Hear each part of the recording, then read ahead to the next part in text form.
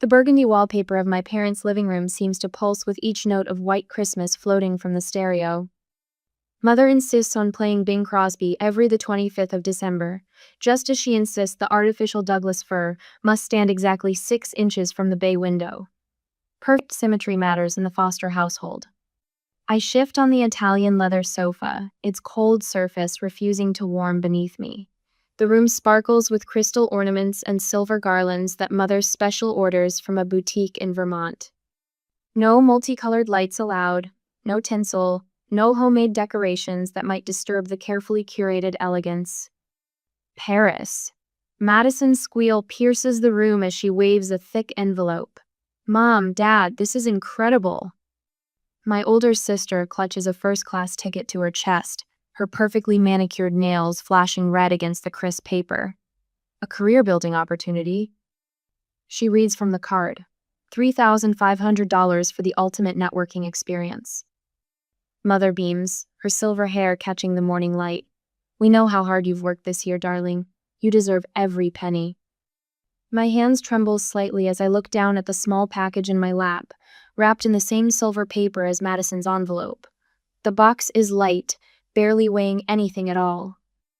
I carefully pull back the tape, preserving the paper the way Mother taught us. Just tear it, Claire Bear, Madison says with a laugh that sounds like breaking glass. It's not like you'll reuse it. Inside sits a book with a cartoon woman on the cover, clinging to a sparkly wand. The title screams in hot pink letters, How to Be an Adult, a Guide for Late Bloomers. We thought it might help you finally get serious about life, dear. Mother's voice carries that familiar note of disappointment, wrapped in a thin veneer of concern. 32 is rather old to still be playing with children all day. Madison leans over, her designer perfume clouding the air between us. It's just what you need, Claire Bear. Maybe it'll help you find a real career. She pats my knee with the same condescending touch she uses on her daughter Ellie when the girl asks too many questions. Father checks his watch, already angling toward the television where the pregame show flickers silently. The Bills are playing in 20 minutes, he announces to no one in particular. My throat tightens as memories flood in, sharp and clear as icicles. Madison's voice on the phone last spring. It's just a temporary thing, Claire. $3,000, tops. I'll pay you back next month. Then again in summer, another few thousand, you're my sister. That's what family does. And again in fall. Just 2 more thousand, I promise. $9,000. 3 years of temporary loans that Madison never mentions anymore. The endless weekends watching Ellie while Madison networked at spas and wine tastings. The emergency babysitting calls at midnight when her dates ran long. No payment offered, no real thanks given. I worked 2 jobs to pay for my teaching degree, while Madison got checks from our parents. Education is expensive, they said then. We have to prioritize. Your little preschool thing is cute, Mother told me last month at dinner. But when are you going to find a real job? Something with a future? The cocoa in my favorite reindeer mug has gone cold, but I lift it to my lips anyway. The ceramic trembles against my teeth as I force a polite smile. Thank you for thinking of me. Madison's already moved on, showing Father the Paris itinerary he won't remember. Mother adjusts a crystal angel that hasn't moved. The room sparkles with expensive decorations that mean nothing at all. From the corner of my eye, I catch Ellie watching me. My niece sits cross-legged by the tree, her dark eyes serious beneath her bangs. 7 years old and already learning how this family works. Who matters? Who doesn't? Who gets Paris and who gets self-help books with cartoon covers? I set the mug down carefully on a silver coaster, making sure it doesn't leave a ring. Everything in its proper place. Everything perfectly arranged. But as I watch the fire catch the crystal ornaments, throwing rainbows across the burgundy walls, something shifts inside my chest. A quiet click, like a key turning in a lock. This is the last Christmas I'll be treated this way.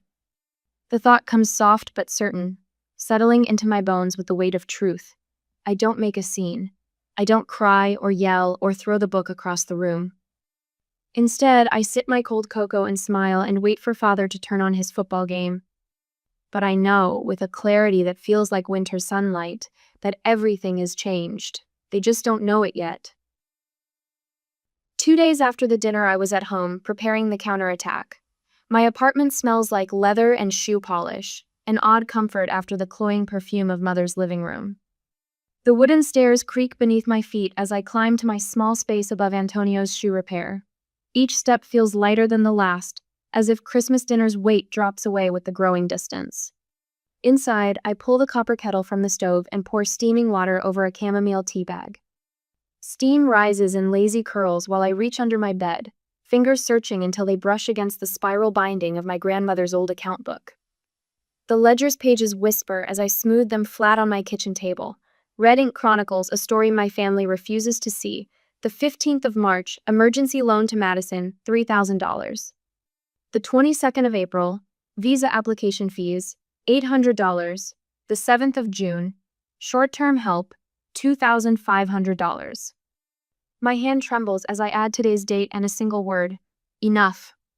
The numbers blur before my eyes. $9,000. 3 years of temporary loans that Madison swore she'd repay. I flip through my banking app, cross-referencing deposits and withdrawals. A notation catches my eye. A transfer Madison labeled Visa Fees matches the date of her Instagram post from Blue Mountain Spa Resort. My phone buzzes. A text from Ellie. Aunt Claire, why did Mommy say you had to watch me last week because she was at a work dinner? I saw her pretty dress when she went to meet Thomas. The ceramic mug nearly slips from my fingers. Thomas, Madison's tennis instructor, the emergency that pulled me away from Sarah's retirement party. Another buzz. The family group chat springs to life. Madison, urgent family dinner tomorrow night. Need everyone there. Mother, of course, darling, 6 p.m. sharp. Father, we'll bring the good scotch. Madison, Claire Bear, could use your help with summer tuition. Just $2,800 this time. We can discuss tomorrow. The ledger's pages crackle as my fingers clench. Before I can respond, my phone lights up with Sarah's call. Don't you dare reply yet, she says instead of hello. Meet me at Common Grounds in 20 minutes. I grab my keys and leave the apartment. 20 minutes later, the coffee shop's warmth wraps around me like a blanket as Sarah slides a steaming latte across the table. Her silver hair catches the afternoon light, reminding me of winter mornings in my classroom when the sun hits the craft glitter just right. Your sister's about as subtle as a marching band, Sarah says, stirring her Americano. Robert told me about the Christmas book. That family of yours. She shakes her head. Did I ever tell you about how boundaries saved his life? I lean forward as Sarah shares Robert's story of breaking free from toxic family patterns. My colleague's journey from family scapegoat to respected art teacher rings familiar bells in my chest. The bell above the door chimes and Mrs. Bedford, my landlord, waves as she collects her regular order. She pauses at our table. Claire, dear, I've been meaning to talk to you. That weekend craft class you did for my granddaughter was wonderful. Would you consider a regular arrangement? Maybe trade some rent reduction for teaching? Before I can answer, a harried-looking woman approaches, juggling a coffee and a bright purple folder. Miss Foster? I'm Jessica, Lily's mom from your preschool class. I heard through the grapevine that Enchanted Events is closing down. They were supposed to handle Lily's birthday next month. I just replied that I will check everything first and then call her again. I thanked Sarah and went home. An hour later, after I came home, my phone buzzed again. Madison's name flashes on the screen, but I silence it. Instead, I pull up my email and begin typing. Dear Madison, I've attached a complete record of the $9,000 in loans provided over the last 3 years. I care about you deeply, but I can no longer offer financial support without a formal repayment plan. The words flow easier than I expected. I outline clear babysitting boundaries next, specific hours, standard rates, no last-minute emergencies unless there's genuine crisis. My hands steady as I type, strength flowing from somewhere deep and quiet. A gift bag sits beside my chair, carefully wrapped this morning. Inside, a handmade fairy door for Ellie's room and a note promising special aunt-niece craft days. She won't be caught in this mess. My laptop screen glows as I research local business license requirements. The city's small business development page bookmarks easily enough. A template for a business plan waits in my downloads folder. The first text arrives before I finish my latte. Madison's words splash across my screen in all caps. How dare you demand money from family? And in that way, tomorrow's dinner reservation was completely canceled. Mother's voicemail follows, her voice trembling with practiced tears. Claire Elizabeth, I cannot believe you would turn your back on your sister like this. After everything we've done for you.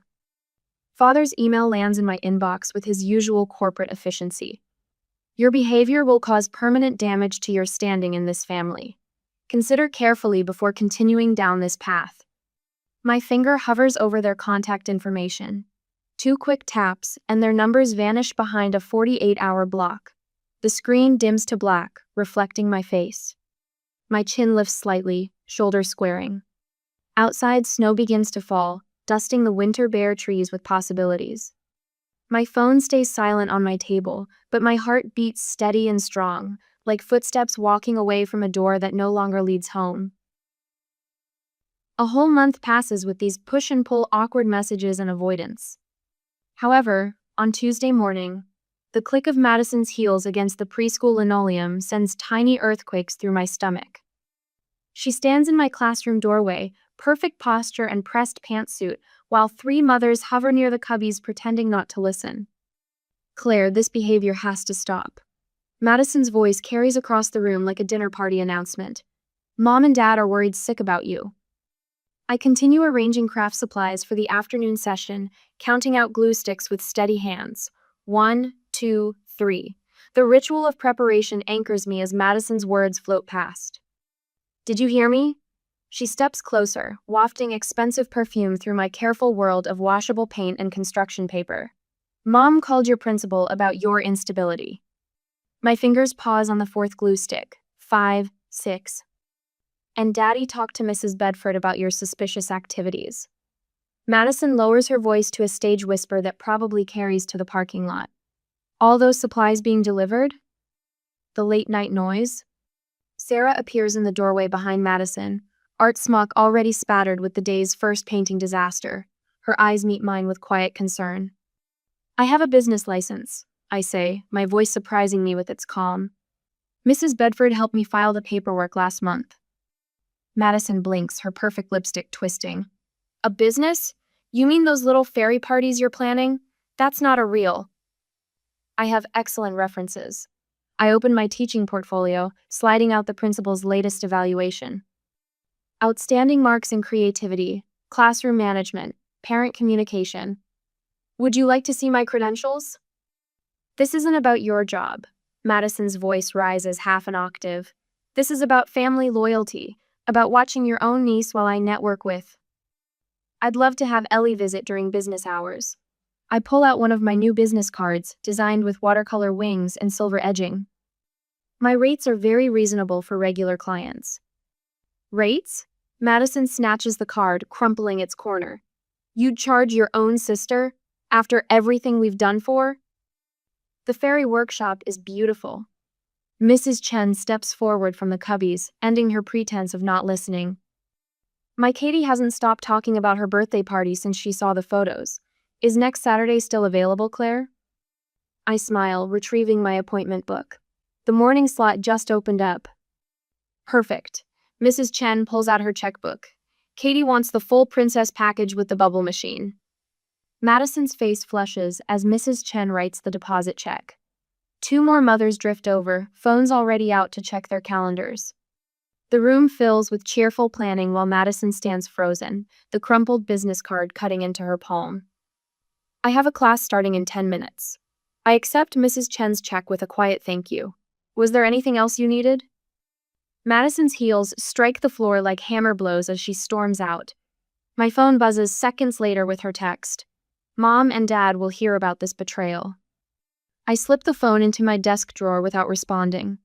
Sarah helps me arrange the last of the glue sticks while the mothers book their parties. The afternoon sun paints shadows through my classroom windows, turning ordinary corkboards and crayon drawings into the borders of an enchanted realm. That evening, I transformed the basement Mrs. Bedford offered into my first real workshop. Robert from the third grade room helps me carry in shelves and supplies, telling stories about his own family's dramatic reactions when he opened his photography studio. "They'll adjust," he says, hanging strings of fairy lights along the ceiling. "Or they won't. Either way, you'll be teaching those kids something more valuable than spelling." "What's that?" "That it's okay to believe in magic." He plugs in the lights, creating constellations across the concrete walls. "And that it's okay to believe in yourself." Sarah arrives with pizza and her marketing expertise, turning my simple website into something professional. 3 more bookings ping through before midnight. I store my first business check in a new accordion file labeled with today's date. My phone fills with family messages I don't read. Instead, I focus on crafting perfect fairy wings from iridescent fabric and strong wire that will survive countless games of make-believe. Each pair takes an hour to complete, but the work fills me with a peace I haven't felt in years. Later that week, I speak at a teachers' conference about creative play in early education. My voice doesn't shake once. The workshop space draws admiring comments from other teachers. My calendar fills with bookings through summer. Madison's texts shift from threats to carefully casual questions about my sudden success. Mother emails about investment opportunities. Father's secretary calls about family business ventures. I archive their messages without response. The basement workshop expands as Mrs. Bedford offers adjacent storage space at a fraction of market rate. Sarah transitions to part-time assistant, bringing order to my creative chaos. My first month's earnings match my teaching salary. At night, I sleep without waking to check my phone for family emergencies. The fairy wings hanging in my workshop catch moonlight through the basement windows, casting shadows like promises on the wall. Until Ellie's birthday appears on my calendar, circled in sparkly purple ink from months ago. I trace the date with my fingertip, remembering her solemn request for the most magical party ever before all this began. The choice I make next will change everything between us. But as I reach for my phone, I realize my hands aren't trembling anymore. A month later, everything was ready for Ellie's birthday. The glitter swirls through shafts of late afternoon sunlight as I put the finishing touches on a paper flower arch. My fingers brush the delicate petals, each one hand painted in watercolor shades of pink and violet. The basement workshop smells of fresh paint and possibility. "Perfect," I whisper, stepping back to survey my handiwork. Twinkling lights weave between gauzy fabric panels draped from the ceiling. Handcrafted toadstools dot the floor, their spots gleaming with metallic paint. A reading nook nestles beneath fabric branches, stuffed with velvet pillows and worn copies of fairy tales. The invitation sits on my workbench, addressed in careful calligraphy. "Princess Ellie, your presence is requested at a special fairy aunt adventure." 2 smaller envelopes beside it bear the names of her closest friends from preschool. Their mothers had been surprisingly eager when I called, especially after I mentioned professional liability insurance. My phone buzzes. Madison's name flashes on the screen, followed by a burst of texts. "What is this party invitation Ellie found in her backpack? You can't just plan things without asking me.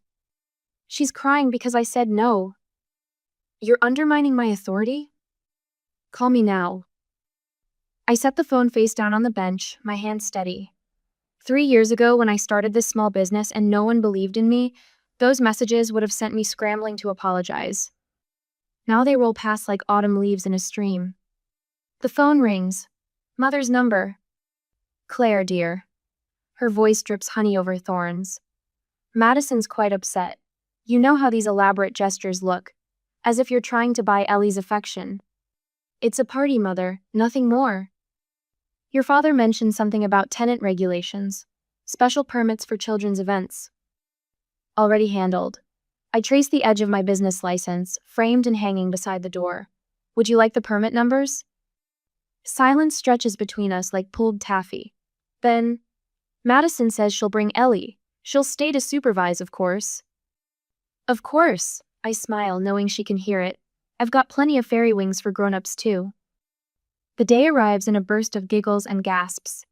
Ellie freezes in the doorway, her eyes wide as saucers. "Aunt Claire," she breathes, "it's real magic." Madison hovers behind her, lips pressed thin. Her designer blazer looks stiff and strange among the sparkles and soft fabrics. Well, it's creative. Ellie's friends tumble in, their mothers lingering to snap photos. "This is incredible," one whispers, slipping me her business card. "My older daughter's birthday is next month. Do you have any openings?" We paint fairy faces with shimmering colors. I teach them to make wands, weaving ribbons and bells around twigs collected from the park. Madison watches from a corner, her phone forgotten in her lap, something shifting behind her eyes. "Again," Ellie shouts as I sprinkle fairy dust over their outstretched hands. "Please, Aunt Claire, just one more time." The photos appear on local parents' social media before the glitter settles. "Magical afternoon with Miss Claire. Best party ever. Finally, someone who understands what children need." Madison's comment appears beneath them. "So proud of my creative sister." The words sit strange and shiny, like new pennies. She follows with a private message. "The PTA is planning a spring carnival. Would you if you're not too busy." Mother's email arrives that evening, formal as a wedding invitation. "Sunday dinner. Your father and I think it's time to discuss some family business opportunities." I read it twice, searching for the familiar undertone of manipulation. It's there, faint as a watermark, but something else threads through her words, something that sounds almost like respect. The basement holds its magic in the quiet after everyone leaves. A forgotten wand sparkles on a toadstool. A half-empty cup of fairy punch catches the last light through the window. I pick up Ellie's thank you note, covered in wobbly hearts. "You make everything beautiful, Aunt Claire." My phone chimes with another message from Madison. I almost ignore it, but something makes me look. "I'm sorry," it says. Just that. No excuses, no demands. I'm sorry. I sit in my reading nook, surrounded by the world I've created. The old fears whisper. They'll try to take control. They'll twist this into another way to use you. They'll never really change. But maybe, just maybe, they're learning. Maybe watching their carefully ordered world crumble under fairy dust has shaken something loose. Maybe there's magic enough here to transform more than just an old basement. I pick up my phone and type, "Sunday dinner sounds nice, I'll bring dessert." After all, I think, sliding the business card into my planner, sometimes the bravest thing isn't walking away. Sometimes it's giving people space to surprise you. On Sunday that week, the mahogany dining table stretched before me like a battlefield. Mother spent 3 hours polishing it this morning. I can smell the lemon oil from where I sit, my portfolio pressed against my ribs like armor. The chandelier throws precise patterns across the lacquered surface, creating shadows that dance whenever someone shifts in their chair. I count the faces around the table. 8 where there should have been 4. Mother, father, Madison, and 5 surprise guests, including the Hendersons who run royal events planning. Their matching coral blazers flash like warning signs. "More wine, Claire?"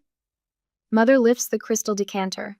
Her silver bracelet catches the light, sending Morse code signals across the wall. "Danger, danger, danger." "No, thank you." I keep my voice steady, though my stomach churns. The first course sits untouched before me, butternut squash soup garnished with fresh sage from Mother's garden. The spoon remains perfectly aligned with the bowl's rim. Madison leans forward, pearls swinging.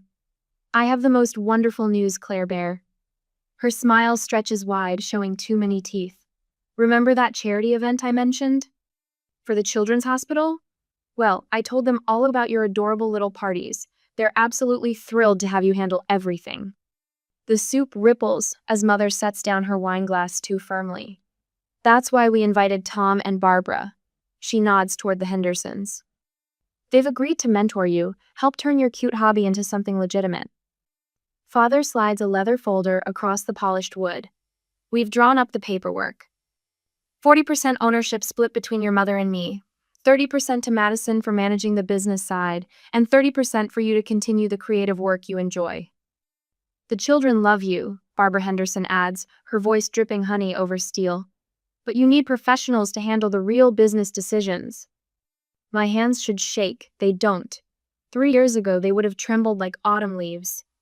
But that was before I learned to track every dollar, document every manipulation, build evidence like a wall between me and their expectations. I set my portfolio on the table. The dark blue leather looks stark against the cream tablecloth. Thank you for your concern about my business. The words come out calm, measured. I brought something to share as well. Mother's eyes narrow at my tone. Madison's smile flickers. I open the portfolio, removing a stack of pristine papers. First, the complete record of funds borrowed by Madison over 3 years. $9,000 with dates, amounts, and her promises of repayment. I place it before Father. The documented hours of emergency childcare, calculated at standard rates. This goes to Mother. And finally, my current business financials, client testimonials, and projected growth for the next 2 quarters. The room falls silent except for the tick of Mother's antique clock. I'm already properly licensed and insured. I meet Barbara Henderson's gaze. My liability coverage exceeds industry standards. I have contracts with 3 venues and a waiting list through December. Madison's face flushes. But the charity event? I never agreed to it. I turn to her. You didn't ask. You simply assumed. Like you assumed I'd always be available to watch Ellie, always have money to lend, always put your needs first. Now see here. Father's voice rises as he shoves back from the table. We're trying to help you build something respectable. No. The word rings clear as crystal. You're trying to control something that's already successful without your help.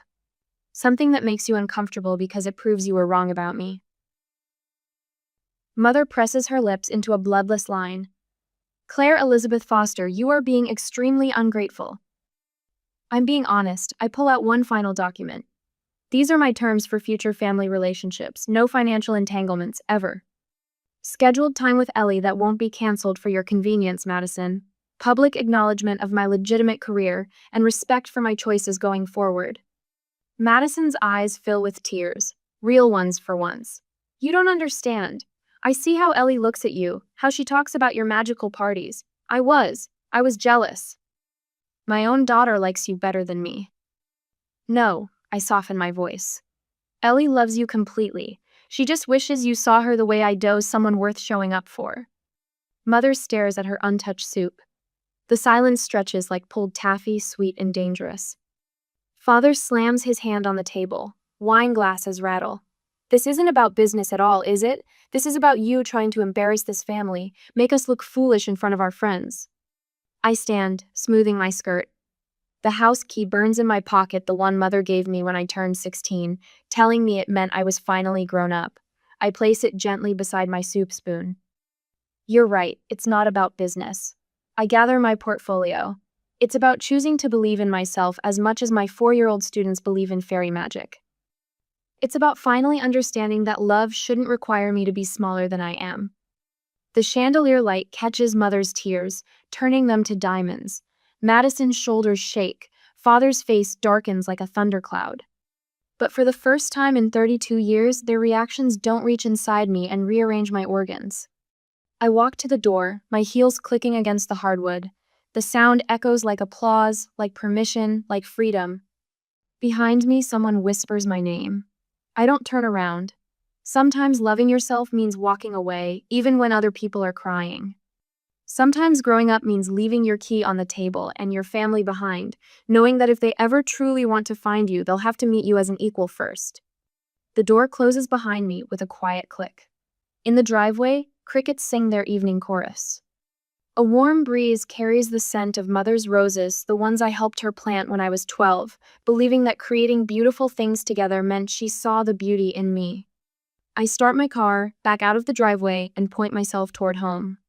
Not the home they wanted me to have, but the one I built for myself, full of glitter and finger paintings and the magnificent chaos of being exactly who I am. And 3 years later, these paintings will be completed.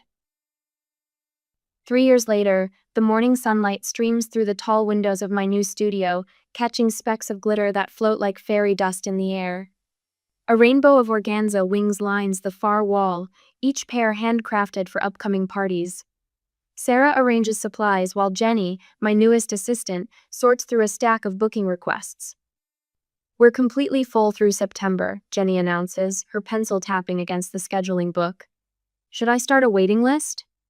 My fingers trace the edge of a silver-tipped wing as warmth spreads through my chest. 3 years ago, I sat in my parents' pristine living room, clutching a cartoon self-help book. Now my business employs 3 people, and the only glitter on my hands is the kind I choose to wear. The wall behind my desk blooms with thank you notes. Dear Miss Claire, thank you for making me feel like a real fairy princess. You helped Sophia believe in magic again. Each card represents a child whose imagination found safe harbor here. My phone buzzes. A text from Madison. Ellie hopes you'll still come to her school art fair tomorrow, no pressure. The absence of manipulation in her words still surprises me. Our relationship changed slowly, like ice melting in spring. First came the anger, then the awkward silence. But after I held firm to my boundaries, something shifted. Now when Madison asks for help, she accepts no as a complete sentence. The community college called yesterday about teaching another course on childhood creativity. Last semester's students still email me about their classroom successes. One photo shows a reading nook transformed into a hobbit hole, complete with a round green door. Another displays a science center reimagined as an explorer's outpost. Claire? Sarah's voice pulls me back. The conference organizers want to know if you'll keynote again next spring. Last year's speech terrified me. Standing before hundreds of educators, my voice shook as I began. But when I described how imagination creates sanctuary for struggling children, the words flowed like water. The standing ovation afterward still feels surreal. Tell them yes, I answer, surprising myself with the lack of hesitation. A knock at the studio door reveals Linda, my mother, holding a newspaper. I saw your interview, she says, hovering in the doorway. Her silver hair catches the light, reminding me of Christmas tinsel. About the scholarship fund for early childhood education students. The familiar tension creeps into my shoulders, but I breathe through it. Linda still struggles to understand my choices, but she's learning. Last week, she forwarded an article about successful women entrepreneurs without a single critical comment. Would you like some tea? I offer. Jenny just made a fresh pot. Linda perches carefully on a paint-splattered stool, somehow maintaining perfect posture. Her eyes drift to the wall of wings, lingering on a pair spelled with fresh copper paint. These are quite artistic, she manages. From Linda, that's practically a standing ovation. The scholarship announcement spreads across her lap. My small foundation will help future teachers afford their degrees without working 2 jobs like I did. The photos show my workshop during last weekend's mentoring session, where Amy, a young woman leaving her controlling family, learned to write business plans between crafting sessions. You've built something remarkable, Linda says softly, surprising us both. After she leaves, I unlock my office cabinet and pull out that old self-help book. Its pages burst with pressed flowers and notes from children. Birthday card scraps mark favorite passages, not about growing up, but about growing strong. Tonight, I'm adding something special. A photo of Ellie at last month's Christmas gathering, beaming as she hands me a handmade card covered in wobbly stars. My niece's art now decorates my office wall, right next to her mother's first genuine thank you note. The inscription I wrote years ago still graces the inside cover. Growing up isn't about changing who you are, it's about finally standing up for who you've always been. Standing at my window, watching the sunset paint the sky in shades of possibility, I understand what that younger, uncertain Claire couldn't. Sometimes the most powerful magic isn't in fairy wings or glitter. Sometimes it's in the quiet strength of choosing your own path, even when that path sparkles. I place the book on its shelf, next to my business licenses and teaching certificates. The studio lights dim automatically, but I don't need them anymore. I've learned to trust myself in the dark. As I lock up, my phone chimes with another text from Madison.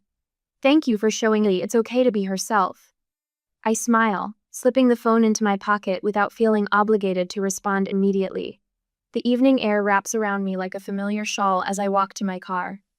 Tomorrow brings another art fair, another chance to support my niece, another opportunity to show children they can soar on wings of their own making. And I'm ready for every moment of it.